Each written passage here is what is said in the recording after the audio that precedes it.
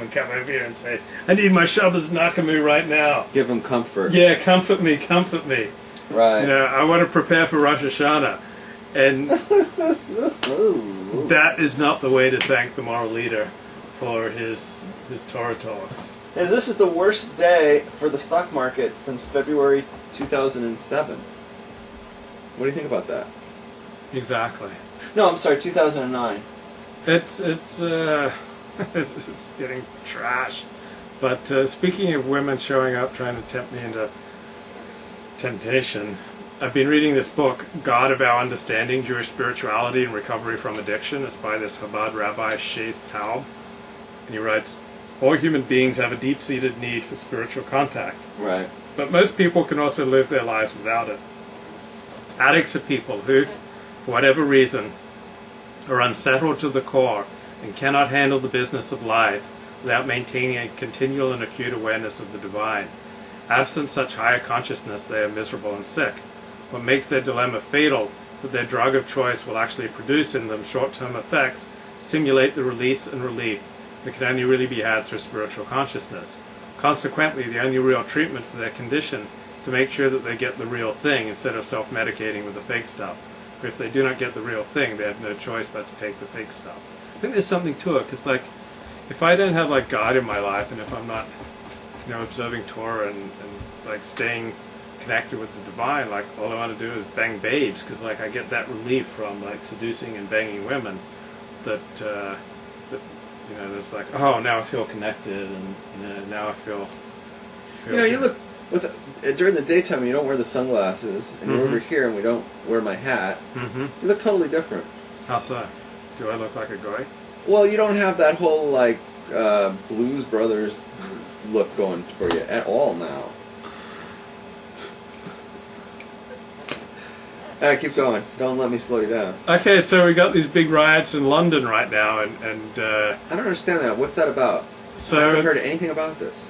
So look at these these Orthodox Jews running out of the way of these riots. So it's overwhelmingly black youth in Tottenham, which is a poor section of London, and they're rioting, and we've got this new thing called flash mobs.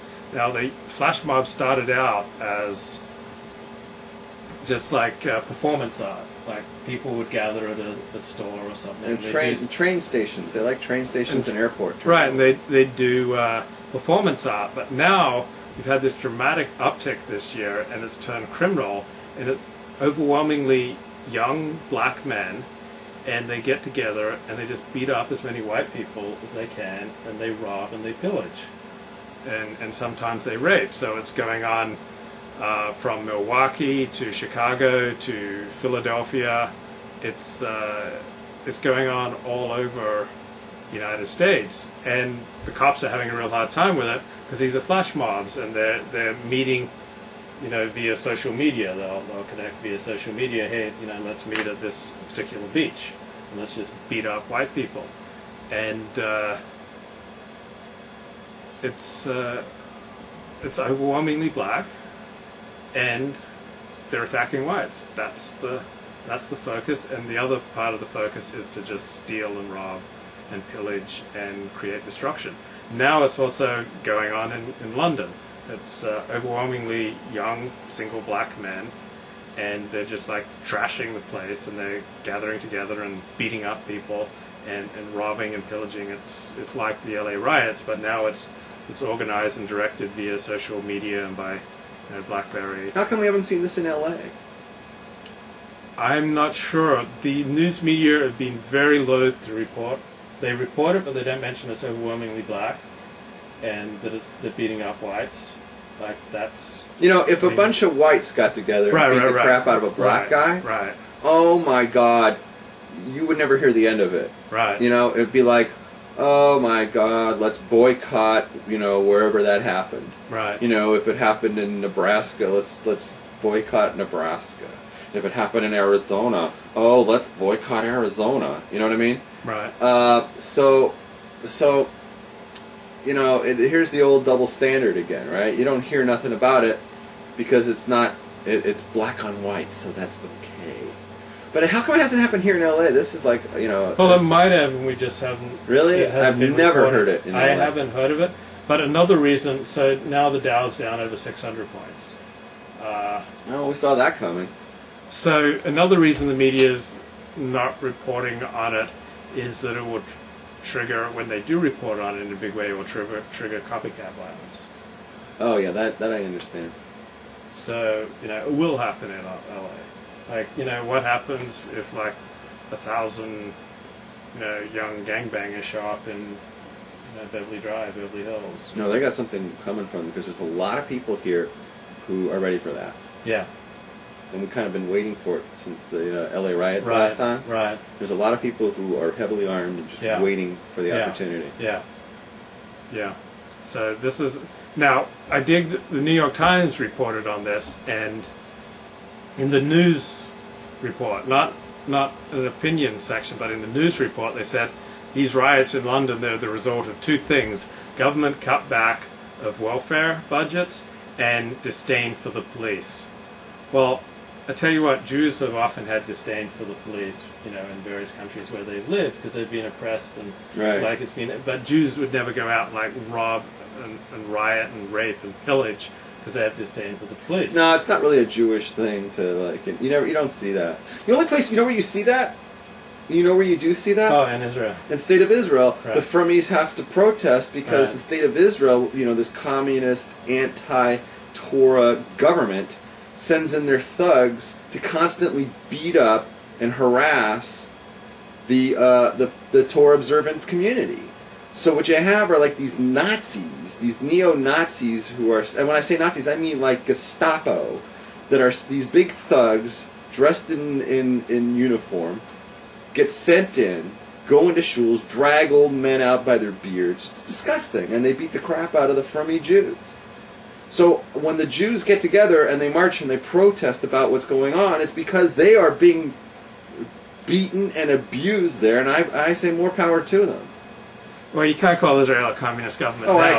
I can. It's a capitalist government. It was created by Bolsheviks. It was created by leftists, but now under Benjamin Netanyahu, it's a right-wing government. It's a free market government that consistently cut back on the welfare state, and the economy is booming. Listen, let me tell you some things. I used to live there. Okay, let's not play games. I used to live in the state of Israel.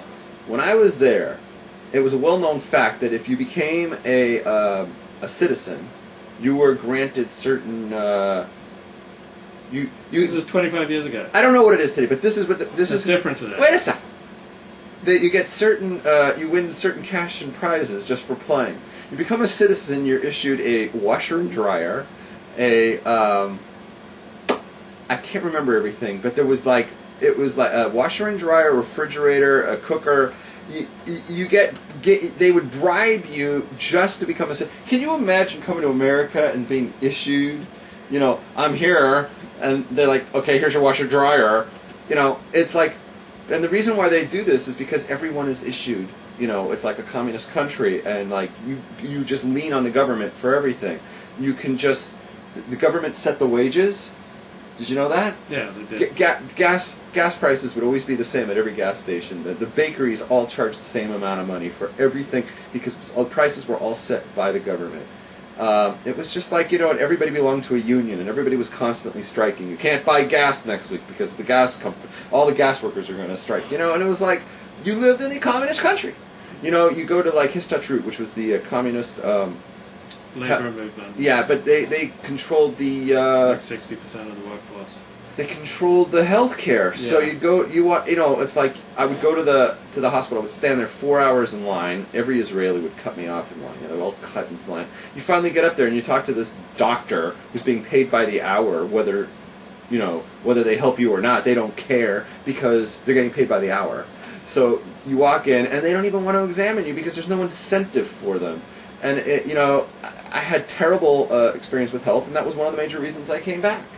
And anybody who says, "Oh, I really want socialized medicine," I'm like, go to Israel, go see what that's like. And by the way, it's a well-known fact that if you grow up in the state of Israel and you're smart and you become a doctor and you move to America, all the good doctors come to America because they can make good money here.